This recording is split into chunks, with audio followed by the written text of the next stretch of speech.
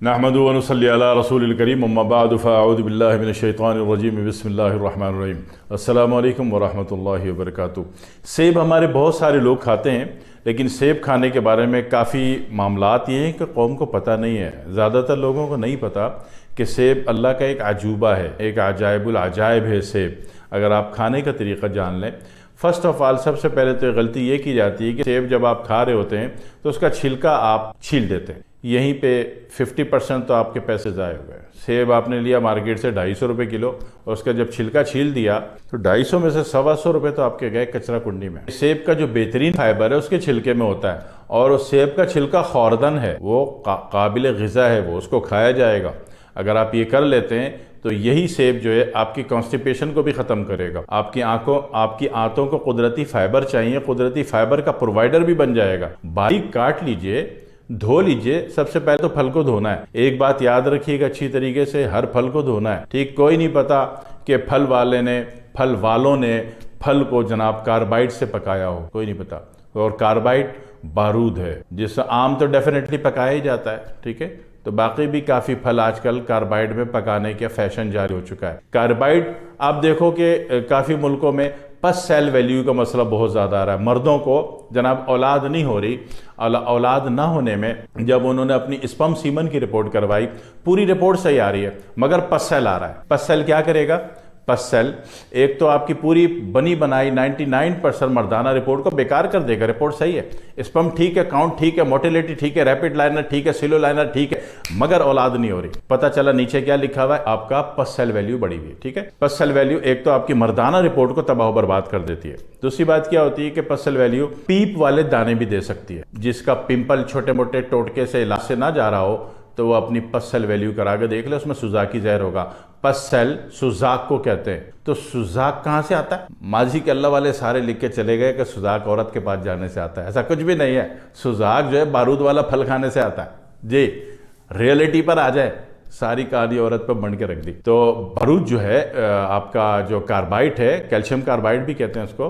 तो कार्बाइड जो है बेसिकली एक बारूद है, और उसमें जो भी फल पका हुआ होगा तो अगर आप खा रहे हैं उसको बगैर धोए तो यकीन कीजिए कि आपकी कार्बाइड वैल्यू बढ़ जाएगी, और उससे आपका एसजीपीटी भी बढ़ सकता है, यूरिक एसिड भी बढ़ सकता है, कैरेटिनाइन भी बढ़ सकता है, गुर्दे भी डायलिसिस पे जा सकते हैं। और अगर उधर हार्ड रॉक से बच गए, सॉफ्ट रॉक में आ गए तो सॉफ्ट रॉक में पसल हो जाएगा। पसल क्या करेगा? एक सबसे पहले आपको मर्दाना रिपोर्ट पूरी ख़राब कर देगा। पूरी रिपोर्ट सही आ रही है लेकिन इनके नीचे पसल वैल्यू आ रही है, तो ये सारी चीज़ें जो सही आ रही हैं सब बेकार है। दूसरी बात ये कि पिंपल वाले दाने दे देगा, या फिर हो सकता है कि मजीद मॉडरेट हो जाए तो पीप वाले बड़े बड़े दाने दे दे। जिस तरह आपने आम देखा होगा अपनी आंखों से। मैं वो बातें करता हूँ जो आपने देखी हूँ, आपको पता हूँ। अपने पास से मैं कुछ भी नहीं ला रहा, आपके जो चीज़ मुशाहदे में मैं उसी पर बात कर रहा हूँ। आपने देखा होगा आम के मौसम में बेशुमार बच्चों को, ख़ुसूसन पहाड़ी इलाके के बच्चों को, क्योंकि वहाँ धोने का रिवाज ज़रा कम होता है, तो उसमें आपने देखा होगा कि उनको जनाब वाली वो पीप वाले बड़े बड़े दाने आम के मौसम में हो जाते हैं। और उन्होंने जनाब आम ख़रीदा और ऊपर से चूपना शुरू कर दिया बगैर धोए, तो उसमें कार्बाइड जा रहा है बॉडी में। सही है, पीप वाले दाने होते। आपका इम्यूनिटी सिस्टम अच्छा है तो ठीक है, चंद दिन दाने देगा और फिर नहा धो के आप क्लियर हो जाएंगे। लेकिन इम्यूनिटी सिस्टम अच्छा नहीं है, उसने कैल्शियम कार्बाइड को अंदर बिठा दिया, फल के बारूद को बिठा दिया, तो गले पड़ेगी का। तो कहने का मतलब ये कि आपने इसको धोना ज़रूर है, ठीक है, सेब को, और फिर उसको बारीक काट लीजिए। बारीक काट लिए, सेब में बेहतरीन किस्म का विटामिन सी तो है, लेकिन अगर आपने इसको छीला नहीं, डायरेक्ट बारीक काट लिया, तो यकीन कीजिए बेहतरीन फाइबर भी मिल गया, बेहतरीन कॉन्स्टिपेशन किलर मेडिसिन भी आपको मिल गई, हर्बल और नेचुरल, और बेहतरीन आगे जाके बवासीर में जाने से, फंसने से, पाइल टॉक्सिन के पैदा होने से भी आप बच गए। पाइल टॉक्सिन कब पैदा होगा? जब आंतों के निचले हिस्से में खुश्की होगी। जब तक खुश्की नहीं होगी पाइल टॉक्सिन हो ही नहीं सकता, सवाल ही नहीं पैदा होता। आप इतनी 1.5 पाव मिर्च खा जाए, अगर आंतों में तरी मौजूद है तो कुछ नहीं होगा। लेकिन ज़रा सी भी खुश्की मौजूद है और आपने इतनी सी भी मिर्च खा ली, हो गई जनाब वाली, होटल का खाना खा लिया, निहारी खा ली मंड के जनाब, हो गई बवासीर। सही है। तो कब बचेंगे?